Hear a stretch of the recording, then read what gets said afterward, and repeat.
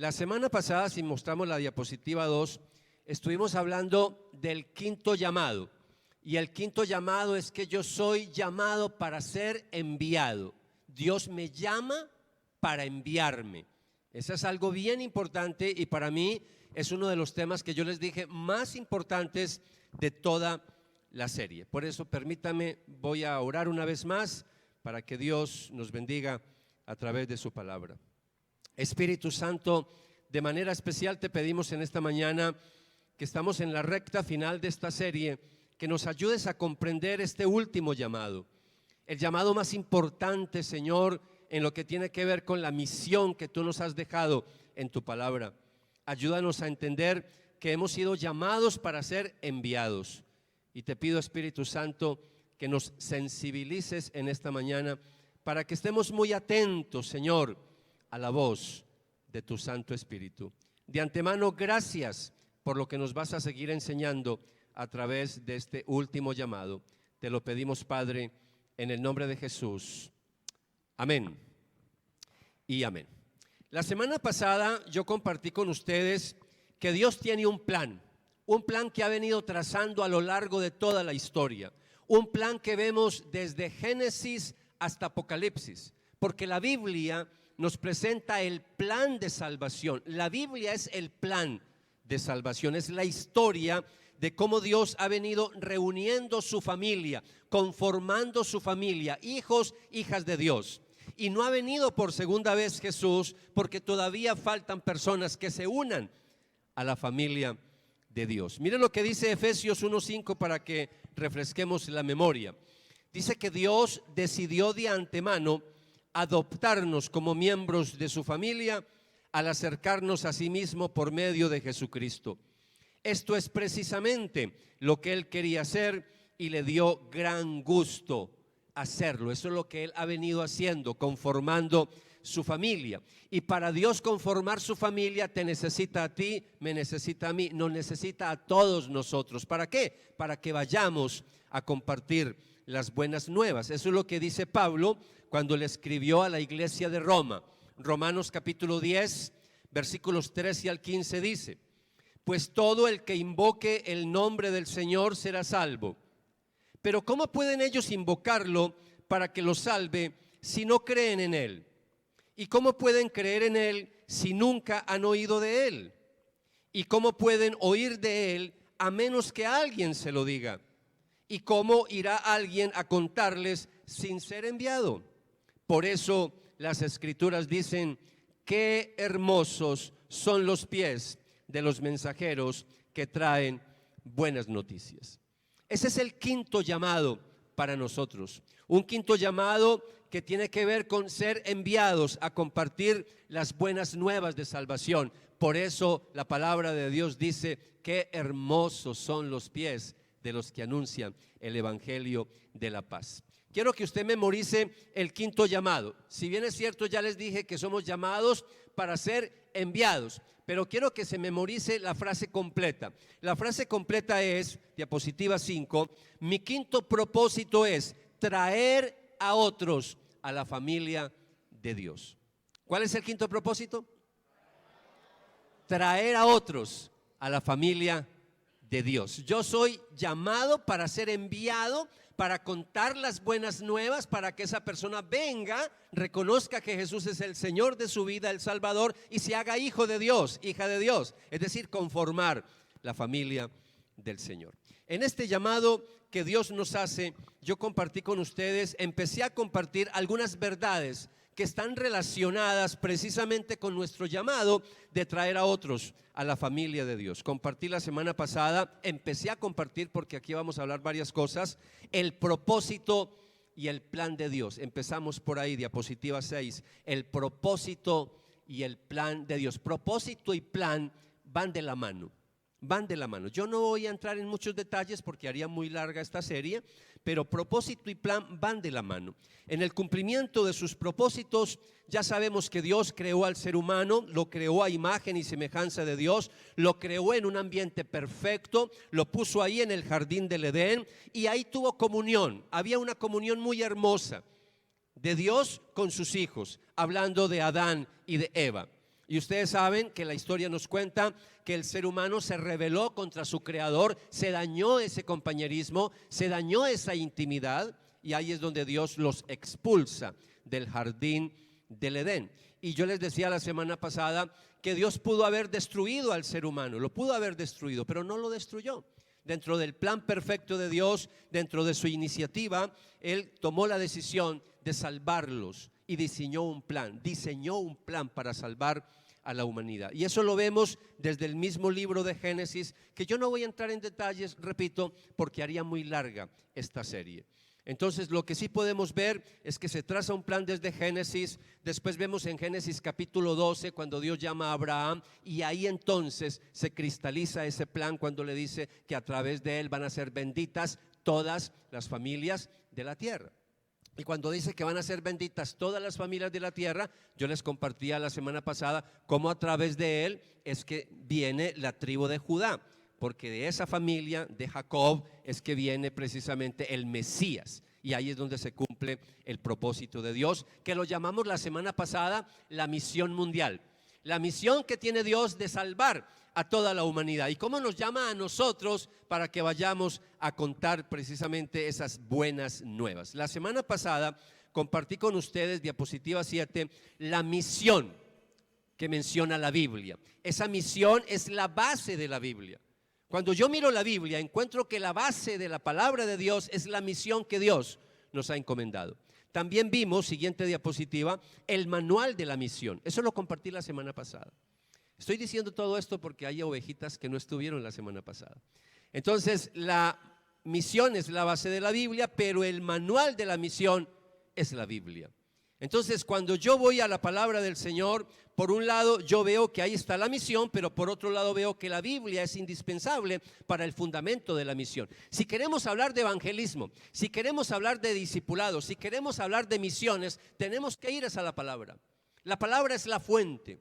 Septiembre y octubre son los meses de la Biblia a nivel mundial. Todas las ramas del cristianismo celebramos septiembre y octubre como los meses de la Biblia, para resaltar el origen de la Biblia, el valor de la palabra de Dios, etcétera, etcétera. Y yo quiero aprovechar esta serie para seguir hablando en ese orden de ideas. Es que la Biblia es el centro, la Biblia es el manual, la Biblia es el fundamento. Cuando nosotros hablamos de evangelismo tenemos que ir a la palabra del Señor. Entonces yo la semana pasada compartí con ustedes el mandato que encontramos en la Biblia de evangelizar. La Biblia es clarísima, desde el Antiguo Testamento hasta el Nuevo Testamento, cómo Dios nos manda a compartir la palabra de Dios. Y terminé hablando de Mateo 28, de lo que conocemos nosotros como la Gran Comisión, donde Jesús nos envió a llevar su palabra. Hoy, para seguir con este tema, vamos a empezar diapositiva 10. Les voy a hablar sobre el mensaje de la evangelización, el mensaje de la misión mundial. Ya sabemos el mandato, ahora vamos a ver el mensaje. Y quiero que me presten mucha atención, no se me vayan a distraer, porque la palabra de hoy, el mensaje de hoy es muy importante. Que ustedes tomen nota, así no sea escrito, pero en sus mentes, por favor, con mucha atención, porque voy a mostrarles cómo la Biblia nos proporciona el mensaje para la evangelización. Y eso parece obvio, eso parece una cosa tan normal, y ustedes dirán, no, pues descubrió el agua tibia. Amados, no es así. Lastimosamente en el día de hoy muchas iglesias evangélicas están predicando un evangelio que no es el evangelio que está en la Biblia. Es un evangelio totalmente distorsionado. Es un evangelio diluido, donde le han quitado partes. Y eso es muy, pero muy grave. Evangelizar significa predicar las buenas nuevas, que Cristo murió por nuestros pecados, que Cristo se levantó de los muertos, que resucitó, que Cristo ascendió a la diestra del Padre, que Dios le dio toda autoridad, hablando del Padre, que Él es el Señor del universo, que vendrá por segunda vez a juzgar a vivos y a muertos. Y a eso que me falta todavía decir muchos componentes de lo que es el evangelismo, pero eso es en esencia el evangelismo, que la gente se arrepienta y crea en Jesús. Ese es el evangelio, esas son las buenas nuevas. Cuando uno empieza a mirar lo que es el evangelio, lo que es el mensaje del evangelio, tenemos un dilema en la palabra del Señor. Y el dilema que tenemos es que hay dos cosas importantes que quiero resaltar. Por un lado, se nos ha dado un mensaje en la Biblia. La Biblia ya tiene un mensaje, no tenemos que inventarlo. Usted no tiene que ponerse, ¿yo qué digo? No, ya la Biblia dice qué es lo que tenemos que decir. Cuando somos llamados para ser enviados a compartir las buenas nuevas, la Biblia me dice qué es lo que debo de decir. Ya el mensaje está, no tengo que inventarlo. Pero la Biblia dice que ese mensaje es tan delicado, es tan serio, es tan sagrado, que ese mensaje se nos ha colocado a nosotros, se nos ha dado como un depósito. Y ese depósito hay que guardarlo celosamente. Es un depósito sagrado que es el mensaje del evangelio. Y no tengo tiempo para tocar esos pasajes bíblicos cuando Pablo dice que se nos ha dado como un depósito, pero usted lo ha leído en algún momento. Entonces, ese depósito, yo tengo que ser un mayordomo, un administrador de ese mensaje. Yo no lo puedo adulterar, yo no lo puedo cambiar. Yo no puedo decir, yo voy a decir lo que a mí me parece, no es lo que a usted le parezca. Yo voy a decir lo que a la gente le gusta, no es lo que a la gente le gusta. Yo voy a hablar, es lo que la Biblia dice que yo hable. El mensaje que yo voy a llevar es el mensaje que Cristo me dijo que yo dijera.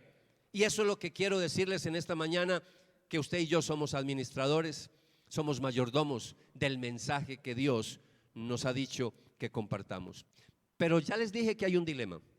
Por un lado les dije que el mensaje está. La palabra me dice qué es lo que debo de decir. Está claro, no tengo que inventarme el mensaje. Pero por otro lado, se nos ha entregado el mensaje de muchas maneras, utilizando muchas metáforas. No hay una fórmula matemática en la Biblia. Usted no va a encontrar un pasaje que le diga, número 1 diga esto, número 2 diga esto, número 3 diga esto, número 4 diga esto. No, la Biblia no dice eso, no hay una fórmula matemática para compartir la palabra. Hay metáforas, hay figuras, y ese es el dilema que hay en el día de hoy. Y es un dilema, mis amados, porque por un lado hay un solo evangelio, pero por otro lado no hay una fórmula exacta para compartir. Pero lo que yo quiero resaltar es que hay un solo mensaje. Hay un solo mensaje. Mire este texto bíblico que les voy a compartir en esta mañana. Primera de Corintios 15:11. Mire lo que dice. Así, dice Pablo, así que no importa si predico yo o predican ellos, porque todos predicamos ¿qué? El mismo mensaje que ustedes ya han creído. Es más, Pablo, que a veces escribía de una manera fuerte, se atrevió a llamar anatema a todo el que comparta el mensaje de manera diferente. El que cambie el mensaje, el que traiga otro mensaje, lo llama anatema. Anatema en la Biblia es doblemente maldito. Por eso algunas versiones modernas no utilizan ese término, porque ese término ya la nueva generación no lo conoce. Es más, hasta algunos de la vieja generación les cuesta entender que es anatema. Por eso aquí usamos versiones modernas. Miren lo que dice la Nueva Biblia Viva, escribiéndole Pablo a los Gálatas capítulo 1, versículos 6 al 8. Me ha sorprendido que tan pronto se estén apartando ustedes de Dios, quien les llamó y mostró su amor por medio de Cristo. Ahora han adoptado otro evangelio. Miren lo que dice Pablo, han adoptado otro evangelio. Esto no significa que haya otro evangelio, más bien me refiero a que hay quienes están tratando de confundirlos y quieren torcer el evangelio de Cristo, lo quieren torcer. Que la maldición, ese es anatema, que la maldición de Dios caiga sobre cualquiera, sea uno de nosotros o un ángel del cielo que les predique otro medio de salvación que el que le hemos prometido. Por eso la palabra de Dios es clara, que tú y yo no podemos cambiar el mensaje. Tenemos que ser fiel al mensaje de la palabra. Sin embargo, tengo que decirles que los apóstoles, cuando predicaron la palabra, utilizaron muchas formas para hacerlo.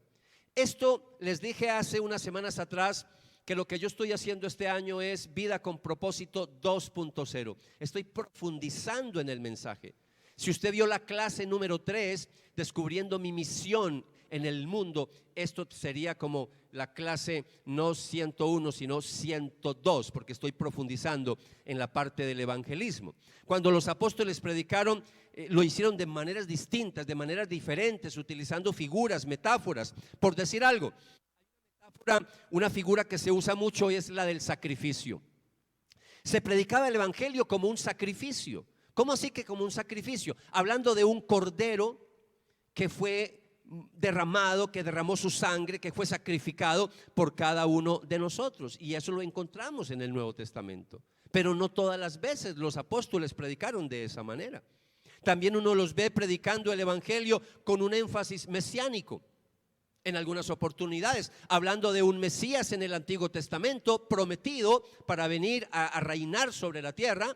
También eso lo usaron los apóstoles. También encontramos la figura legal para predicar el evangelio, donde a veces los apóstoles enfatizaban que Dios era el juez, que declaraba justo a los injustos. Y ahí tenemos la doctrina de la justificación. Pero no todas las veces lo hicieron de esa manera. Por eso lo que les estoy diciendo es, no hay una fórmula matemática. No, hay muchas formas de expresar, pero hay un solo evangelio, un solo evangelio. Entonces también uno encuentra en la palabra del Señor que a veces el énfasis que hacían los apóstoles cuando predicaban el evangelio era algo como más bien personal. Era la idea de un padre que quiere reconciliar a sus hijos descarriados, que los quiere reconciliar. Y ahí es donde encontramos figuras en la Biblia teológicas que a veces nos cuesta entenderlas, pero son claras en la Biblia. La reconciliación, la justificación, la adopción, la redención, la expiación, todas esas son figuras para predicar el evangelio. Yo voy a profundizar un poquito más en eso más adelante, el próximo año, con el favor de Dios, si el Señor me regala la vida. Pero ahora simplemente quiero mostrarles eso. También dentro del mensaje del evangelio, a veces uno ve en los apóstoles el énfasis salvador, de un Dios maravilloso que envió a su Hijo para salvarnos, un Salvador que vino. Entonces ya no se nos muestra como el Mesías, ya no como el juez, sino como el Salvador. Ese Salvador que vino para ayudarnos, para salvarnos, el libertador celestial. Pero a veces también ese evangelio fue predicado de una manera como con un énfasis cósmico. Ese Señor del universo, el creador de los cielos y la tierra, que reclama dominio, que reclama soberanía. Y pues compartir todo eso cuando uno presenta el evangelio es muy complicado en una sola presentación, incluir todas las figuras del Nuevo Testamento. ¿Me estoy comunicando, iglesia? ¿Sí me estoy comunicando? Yo estoy hoy un poco teológico, pero me toca, porque hoy toca profundizar en algunas cosas importantes. Ahora bien, tenemos que saber que el evangelio, repito, es uno solo, pero también por otro lado es diverso. Es decir, muchas formas de compartirlo. Ya el mensaje está definido, pero es un mensaje que se puede adaptar a la cultura. Es un mensaje que uno lo puede contextualizar a la hora de predicarlo. Si yo comprendo eso, mis amados, no vamos a caer en dos errores que ha caído la iglesia a lo largo de los siglos. John Stott, un teólogo muy apreciado por muchos de nosotros, un teólogo apreciado por la iglesia que hace poco murió. John Stott señalaba que hay dos errores a la hora de tratar de contextualizar el evangelio. Y él decía que a veces cuando se comparte el evangelio, por tratar de parecernos a la cultura de que el ser humano, el hombre y la mujer de hoy nos entienda el mensaje, la palabra, que a veces hay una fluidez del evangelio. Él lo llamaba de esa manera, fluidez. Fluidez es que el evangelio se diluye en medio de la cultura. Por tratar de parecernos a la cultura, perdemos la esencia del evangelio. Ese es un peligro. Y eso le ha pasado a muchas iglesias. Ayer no dije algo, lo voy a decir hoy, un término que es muy usado en el día de hoy. Escúchenme esto, iglesia, lo que les voy a decir. Hoy en día está de moda lo que se llama la iglesia emergente. Eso no lo dije ayer. La iglesia emergente es esos pastores que tratan de que el mensaje le llegue a los jóvenes de hoy, a las personas de hoy, a los contemporáneos. Entonces tratan de eliminar una cantidad de términos del evangelio para que no ofenda, para que no hiera a la gente que está escuchando en el día de hoy. Esas son las iglesias donde nunca más se volvió a tocar la palabra infierno, nunca más se volvió a decir infierno. No se habla de pecado abiertamente desde los púlpitos porque no se quiere molestar a la gente. Eso se llama un evangelio diluido. Eso se llama la fluidez completa que decía John Stott. Pero por otro lado están las iglesias que por tratar de ser fiel al evangelio, John Stott lo llama rigidez estricta. La rigidez estricta es cuando usted dice: yo no puedo negociar la palabra, así no me entiendan, pero yo voy a seguir hablando de la sangre de Cristo, de la justificación, de la redención, de la expiación, y eso está bien, pero no se preocupa para que la gente le entienda ese mensaje, no le interesa. Lo que le interesa es ser fiel a la palabra. Casi que lo que yo estoy diciendo es el mismo dilema que han tenido los traductores de la Biblia. Y yo les decía que estoy aprovechando septiembre y octubre como el mes de la Biblia. Ese es el dilema de los traductores de la Biblia. Los traductores de la Biblia tienen el dilema: somos fieles a la palabra, así en el siglo XXI la gente no lo entienda. Eso es lo que se llama versiones literales. Ahí tenemos Reina Valera del 60. Así la gente no entienda, siguen con su Reina Valera del 60. Pero están las otras versiones bíblicas que se llaman traducciones dinámicas. Así se llaman, traducciones dinámicas. ¿Cuáles son las traducciones dinámicas? Nueva Versión Internacional, Nueva Traducción Viviente, Dios Habla Hoy, Nueva Biblia Viva, para colocarles un solo ejemplo. Entonces la traducción dinámica es: yo como traduzco, soy fiel al original, pero ¿cómo lo pongo en palabras que las personas del día de hoy comprendan el mensaje? Ese es el mismo dilema a la hora de predicar el evangelio. ¿Cómo lo hacemos para no perder la esencia, pero cómo lo hacemos para que la gente lo entienda en el día de hoy? Entonces, amados, cuando yo les digo esto es porque hay una tercera manera de predicar el evangelio, donde en cierta manera no caemos en estos dos extremos, ni en diluir el evangelio, ni en una rigidez ahí ortodoxa donde decimos no podemos sacar esto del evangelio. La tercera manera es cuando yo hago una combinación de los dos extremos. Es decir, cuando yo trato de ser fiel al mensaje, pero busco la manera de llevar ese mensaje que la gente lo pueda entender en el día de hoy. Es decir, proclamarlo en un lenguaje moderno. Y algo que hemos tenido como iglesia a lo largo de los años acá, que somos una iglesia con propósito, en esta iglesia no cambiamos el mensaje sigue siendo el mismo, pero sí podemos cambiar los métodos a la hora de predicar la palabra. Eso hace parte de lo que somos las iglesias con propósito. Podemos cambiar los métodos, pero no el mensaje del evangelio. Entonces, cuando yo les comparto esto, iglesia, ahí es donde yo tengo que ir con ustedes, avanzar un poquito más y llegar ya a la conclusión de este mensaje. Y a la conclusión de este mensaje es que quiero compartir con ustedes algunas aplicaciones. Y ahí me voy a quedar un ratico porque a mí me interesa ampliarles un poquito esta aplicación. Hasta aquí entonces yo he dicho varias cosas y voy a recordarle otra vez, le voy a refrescar la memoria.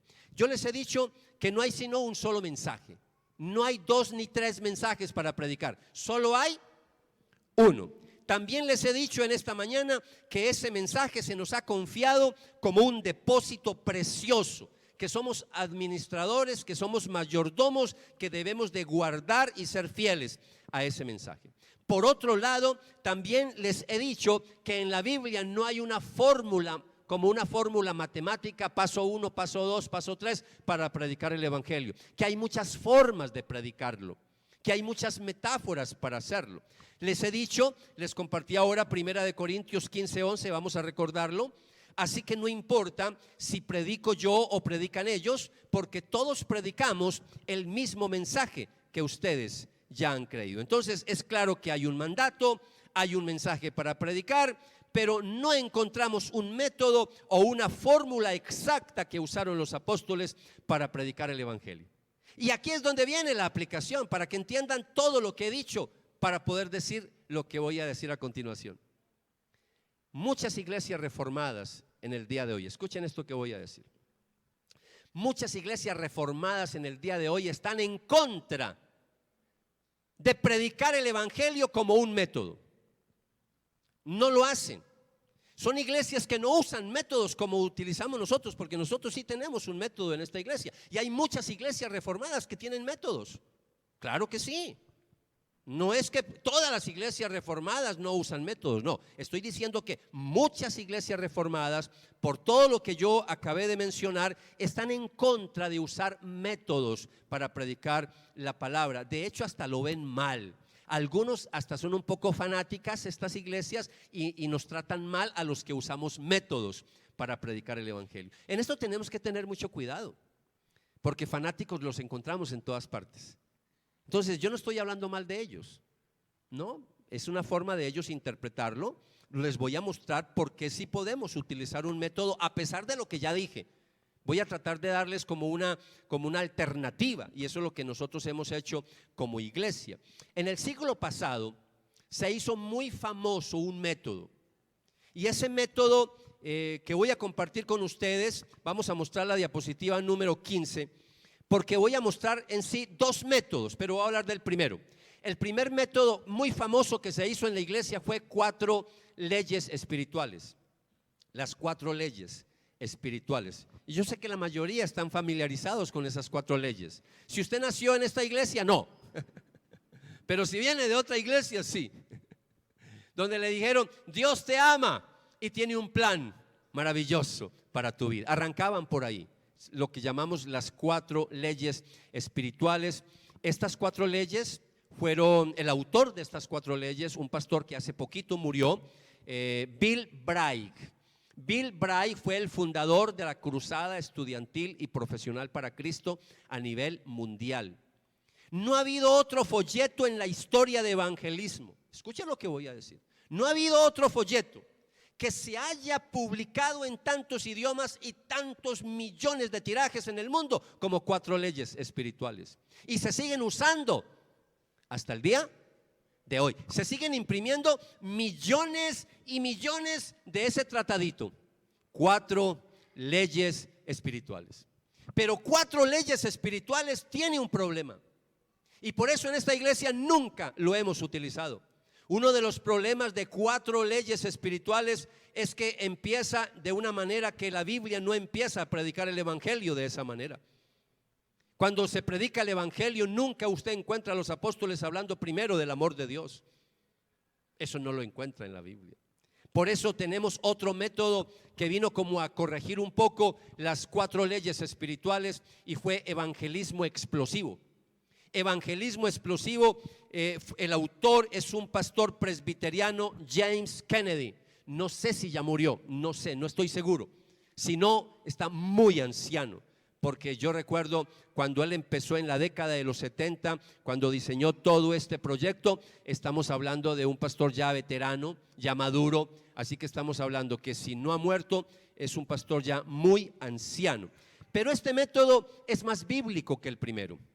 Es más, en algún momento en nuestra iglesia yo traje ese método de evangelismo y lo compartimos, yo lo enseñé en esta iglesia. De hecho, yo me gradué en evangelismo explosivo en mi primera iglesia donde conocí del Señor, y es un método precioso, maravilloso, pero también tiene problemas ese método, por eso no lo seguí usando en esta iglesia. Uno tiene que ser, amados, no simplemente importar algo y traerlo por traerlo. Uno tiene que evaluar las cosas, uno tiene que analizarlas, y en la medida en que yo fui siendo más consciente que tenía que ser fiel al mensaje del evangelio, ahí fue donde yo dije, no, yo no puedo seguir utilizando este método. Yo me sentía mal. Entonces dije, vamos a hacer otra cosa distinta, vamos a mirar otras alternativas.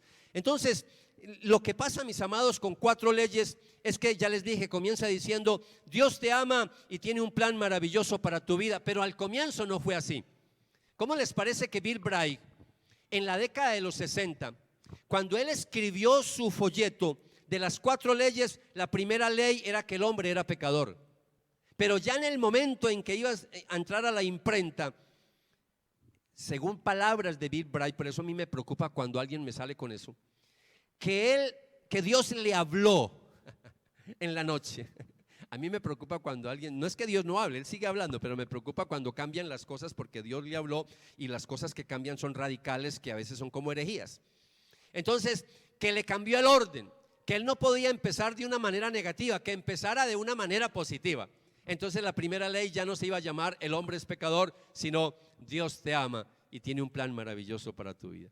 Tanto es que Él mismo cuenta en su historia que la hija le dijo que no hiciera eso. Pero bueno, después la hija terminó convencida por Bill Bright que sí era bueno que empezaran por algo positivo, siempre buscando que el hombre y la mujer del día de hoy sea amigable con el mensaje. Pues lo mismo, en el mismo error cayó James Kennedy, este pastor presbiteriano, siendo muy bíblico, evangelismo explosivo. No empieza diciendo que el hombre es pecador, sino que la esencia es el cielo es un regalo. ¿Y a quién no le gustan los regalos? A todo mundo le gustan los regalos. Entonces se trata de empezar con algo como que atrape a la persona, como que le podamos como llegar más. Y mis amados, ese es el peligro de compartir el evangelio de esa manera, porque se puede diluir el evangelio, se puede perder la esencia del evangelio. Otro problema de las 4 leyes es que no explica, cuando hablan de la tercera ley, hablando de que Cristo murió por nosotros, no explica qué significa que Cristo murió por nuestros pecados. No lo explican. Casi que las 4 leyes es: léale un folleto, léale unos versículos y haga una oración y ya es salvo. No, eso no es así, amados. Ese es el problema con mucha gente que ha sido evangelizada con 4 leyes. Es más, yo sé que ustedes escuchan lo que voy a decir y me van a dar la razón. La cantidad de personas en las iglesias evangélicas que realmente nunca le predicaron el evangelio, nunca. Y ahí están las iglesias llenas de personas que nunca se les predicó el evangelio. Usted dice: ¿cómo que no, Renzo?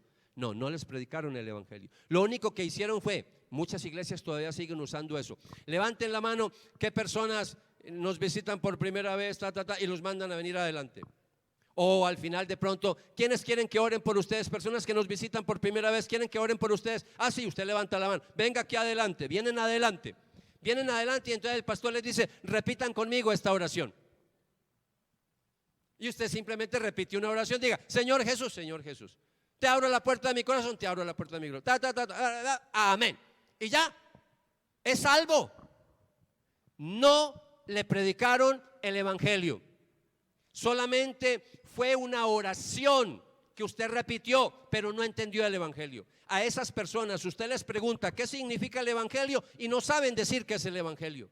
Es más, usted le dice: compártale el evangelio a una persona, no saben compartirle el evangelio porque nunca le predicaron el evangelio.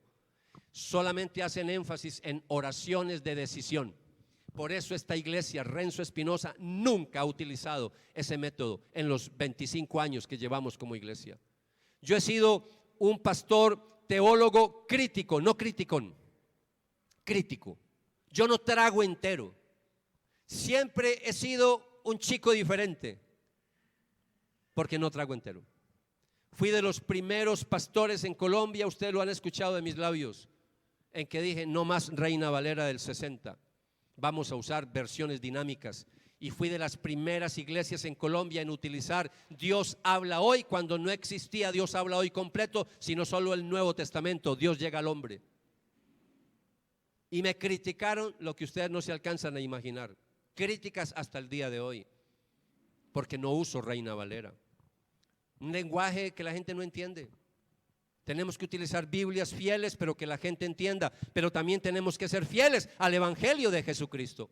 Uno de los problemas con 4 leyes y otro de los problemas con evangelismo explosivo, mis amados, es que utilizan un versículo bíblico para evangelizar, que no es para evangelizar. Un versículo sacado del contexto, totalmente fuera de contexto, y es Apocalipsis 3:20. Apocalipsis 3:20, estamos hablando, vamos a mirarlo en pantalla: yo estoy a la puerta y llamo. Si alguien oye mi voz y abre la puerta, entraré a él y cenaré con él y él conmigo. ¿Quién no se sabe ese versículo? Todos no lo sabemos de memoria, pero la mayoría de iglesias evangélicas evangelizan con ese versículo. Error. Ese versículo no es para evangelizar. Y eso lo tiene 4 leyes, eso lo tiene evangelismo explosivo. Si usted mira ese pasaje, mis amados, es un versículo que está dentro de un mensaje que Cristo se dirige a las iglesias del Asia Menor, las 7 iglesias. Es un mensaje para la iglesia, no para los nuevos. El problema con este versículo es que nos lo han hecho parecer como si fuera de evangelismo. Y me parece increíble a veces cuando nos presentan casi que a un Jesús ahí como rogándonos que le abramos la puerta. Casi que un Jesús ahí tiritando de frío, tocando, esperando a ver si le abro. Como rogando que le abramos la puerta. Ese no es el evangelio. El evangelio no es un Jesús rogando que le abramos la puerta. Ese no es el evangelio. Ese es un evangelio diferente. Porque cuando Jesús viene a nuestra vida, mis amados, por eso tenemos pasajes tan claros: nadie viene a mí si mi Padre no le trajere. Es totalmente distinto lo que enseña la Biblia.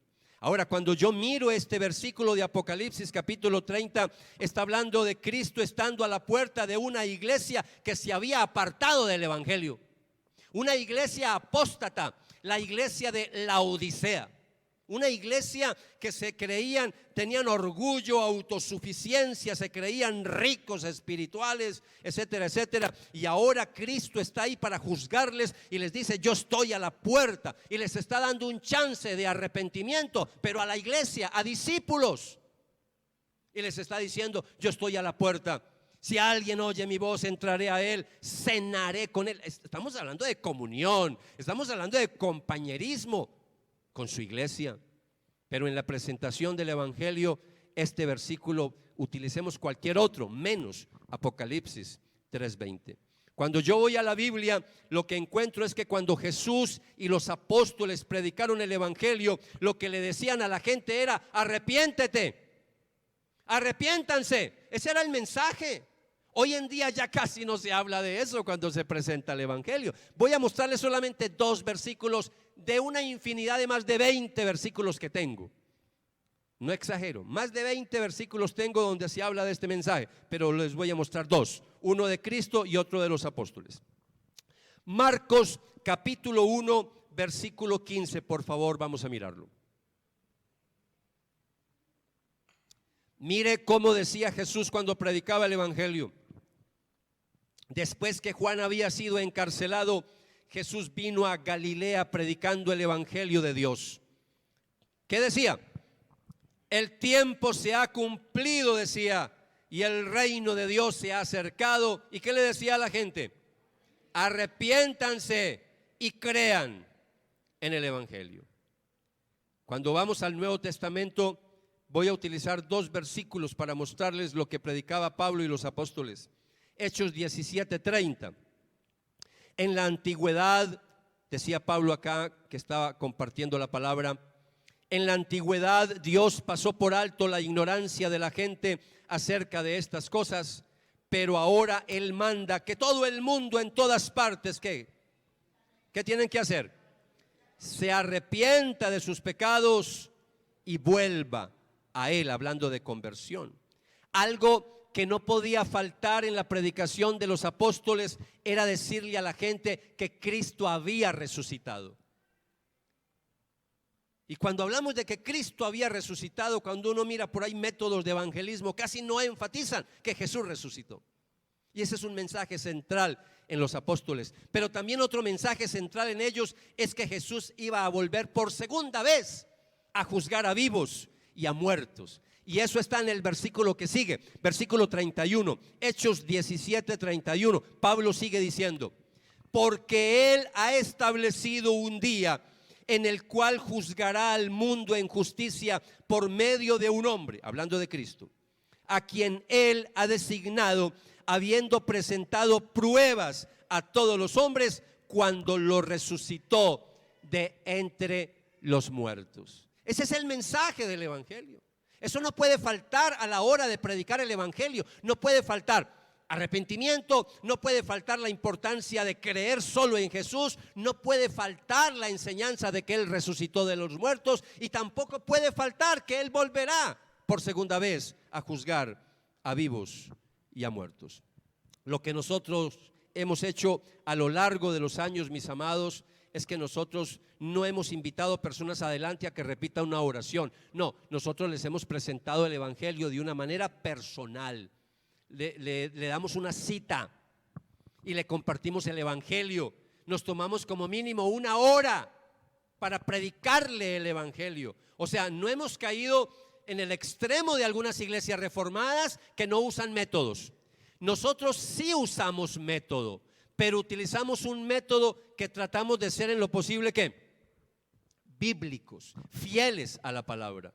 Por eso yo me identifiqué después de haber desechado evangelismo explosivo, me identifiqué con un tercer método que se usa hasta el día de hoy y se llama la ilustración del puente. Y ese lo encontramos, diapositiva 20, la ilustración del puente. Este tercer método, no sé quién lo inventó. He rastreado y no encuentro el fundador. Lo que encuentro es personas, pastores que lo han usado hace muchos años y entre ellos tiene que estar el fundador. Entonces, encontré que uno de los primeros que empezó a usar este método fue Bill Hybels. Bill Hybels es el pastor o fue pastor de la iglesia de Willow Creek, una iglesia tan famosa como la iglesia de Rick Warren en Chicago, una iglesia esparcida por todo el mundo, un pastor con mucha influencia. Y él en sus manuales de evangelismo tiene la ilustración del puente. Aquí lo hemos usado en un método, en una cartilla que compartí con ustedes años atrás. Cristianismo contagioso, evangelismo contagioso. Aquí lo compartimos en unas cartillas. Ahí está la ilustración del puente. Otro pastor que lo usa hasta el día de hoy es Billy Hanks. Billy Hanks es el fundador de un ministerio a nivel internacional que se llama Hacedor de Discípulos hasta el día de hoy. Un pastor que ha sido muy usado para volver otra vez a despertar ese deseo de discipulado dentro de las iglesias. Otro pastor que lo ha utilizado mucho es Luis Palau. No lo mencioné ayer. Luis Palau. Él también ha mencionado mucho la ilustración del puente. Pero otro ministerio que lo hizo famoso es el ministerio de los navegantes. Es un ministerio a nivel de discipulado. Ellos han utilizado la ilustración del puente. Entonces es un método mucho más fiel a la presentación del evangelio, pero también, al igual que los anteriores, también ha tenido un problema. Y es que también, mis amados, omite algunas cosas importantes y también a veces utiliza Apocalipsis 3:20 también para lo mismo. Entonces también tiene algunos problemitas, pero para mí es mucho más fiel. ¿Qué hemos hecho entonces nosotros como iglesia? La diferencia entre un criticón y un crítico. El crítico señala errores, pero busca soluciones. Ese es el crítico.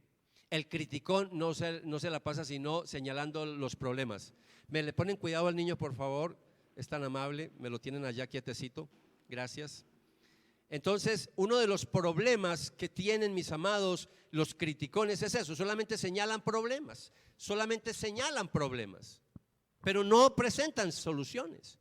No, mis amados, yo he tratado de presentar soluciones. A lo largo de más de 15 años yo empecé a escribir un folleto, buscando la manera de compartir un método fiel a la palabra, pero no caer en los errores de estos otros métodos. Y ahí fui diseñando un método hasta lo que tenemos en el día de hoy.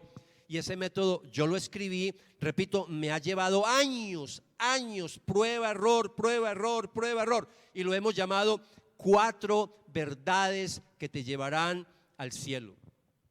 La mayoría de ustedes han sido evangelizados con ese folleto. La mayoría de ustedes que vinieron de otras iglesias, no dimos por hecho que a usted lo evangelizaron. Aquí no damos por hecho nada. Si ya lo evangelizaron, ese fue un repasito. Pero volvemos y le compartimos 4 verdades. La sorpresa que nos hemos llevado es que muchos que vienen de otras iglesias nunca los evangelizaron. Entonces aquí pasan con nosotros como mínimo 1 hora y les compartimos 4 verdades. En mi estilo les he tratado de dar las 4 verdades de una manera mnemotécnica para que ustedes puedan memorizarlas. ¿Cuáles son las 4 verdades? Primera verdad: ¿Sí nota que todos en coro repitieron? Qué belleza, qué cosa tan linda, ¿no? Primera verdad, creación. Segunda verdad, caída. Tercera verdad, cruz. Cuarta verdad, conversión. Esas son las 4 verdades. Entonces al final van a recibir el folleto. Lo van a recibir y lo van a guardar, y les voy a explicar para qué. El próximo año, y quiero que aquí me ayude con la diapositiva 21. El próximo año, y ustedes dirán, Renzo, ¿por qué está hablando del próximo año? Pues que esto ya acabó. Esto ya acabó. Ya estamos en la recta de septiembre, esto ya acabó.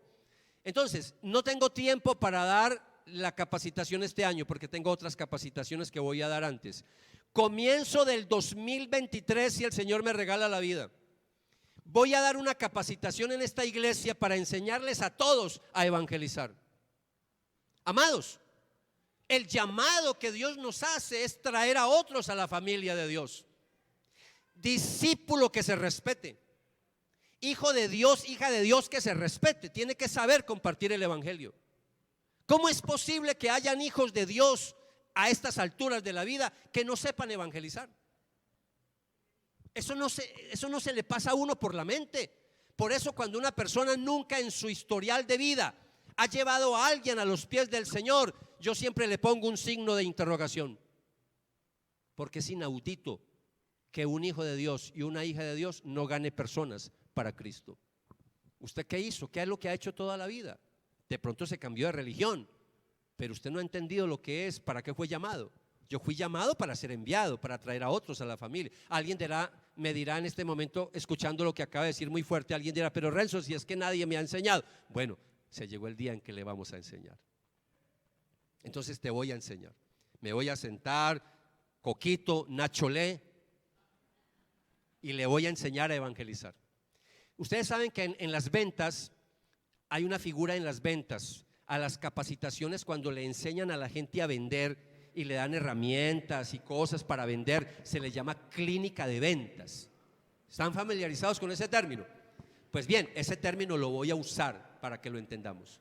Entonces vamos a tener una clínica de evangelismo, y en esa clínica de evangelismo la vamos a empezar en el 2023, pero será el inicio de muchas clínicas, de nivel 1, nivel 2, nivel 3, donde vamos a volver aquí a los hijos y a las hijas de Dios expertos en predicar el evangelio, y hasta le vamos a enseñar cómo evangelizar a un testigo de Jehová. Es diferente. Cómo evangelizar a un católico romano es diferente. Cómo evangelizar a un mormón es diferente. Cómo evangelizar a un ateo es diferente. Entonces va a haber nivel 2, va a haber nivel 3. Ténganme paciencia, porque ya estoy escribiendo los materiales. Ustedes saben que mi rol de pastor en esta iglesia es más de llevar la palabra, capacitación, y para eso tenemos el equipo pastoral, para visitación, para consejerías, para que nos ayuden en toda esa parte pastoral. Lo mío, estoy dedicado a la palabra. Si me pongo a hacer lo otro, nunca entonces puedo preparar los materiales, ni puedo hacer lo que hago, ¿ok? Por eso tenemos un equipo pastoral en la iglesia. Entonces, hablando de esto, mis amados, van a recibir un folleto para que se vayan familiarizando con ese folleto, ¿ok? Se deben de inscribir ahora. Pero Renzo, si eso es el próximo año, sí, pero inscríbase ahora, porque con los que se inscriban, yo voy a formar un grupo donde el único que va a mandar mensajes soy yo, para que esté tranquilo, ¿ok? Esos grupos de WhatsApp donde todo el mundo habla, eso es terrible. No, solamente yo voy a mandar mensajitos. Y ahí a ese mensaje le voy a ir socializando cosas en el transcurso de este trimestre, para que usted se vaya adelantando para la clínica. Que cuando llegue a la clínica ya tenga un bosquejo al menos claro de lo que usted va a recibir. ¿Estamos bien con eso? Bueno, pero aquí viene otra. No lo dije ayer. Entonces vamos a terminar, amados. Vamos a terminar orando. Quiero que le ore al Señor.